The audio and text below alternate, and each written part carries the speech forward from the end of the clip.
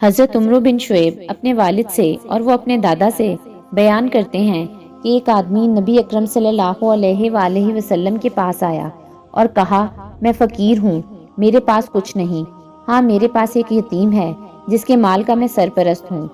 آپ نے فرمایا، تو اپنے یتیم کے مال سے کھا سکتا ہے،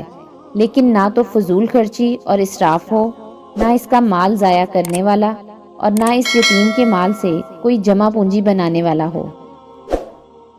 حضرت ابن عباس رضی اللہ تعالیٰ عنہ سے اللہ تعالیٰ کے اس فرمان، یقیناً جو لوگ یتیموں کا مال ناحق کھاتے ہیں، کے بارے میں مروی ہے، انہوں نے فرمایا، یتیم جن لوگوں کے زیر سایہ پرورش پا رہے تھے، یہ آیت سن کر انہوں نے یتیم کا کھانا پینا الگ کر دیا،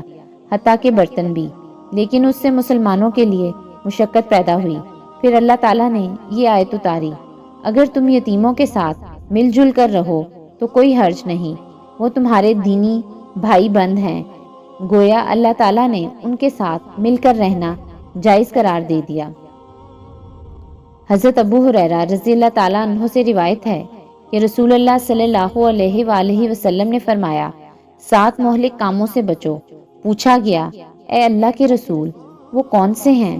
آپ نے فرمایا، اللہ کے ساتھ شریک ٹھہرانا، جادو کرنا، جس جان کو اللہ تعالیٰ نے محترم بنایا ہے اسے قتل کر ڈالنا سوائے اس کے کہ حق کے ساتھ ہو، سود کھانا، یتیم کا مال کھانا، جنگ کے دن بھاگ جانا، اور پاک دامن بھولی بھالی مومن عورتوں پر تہمت لگانا۔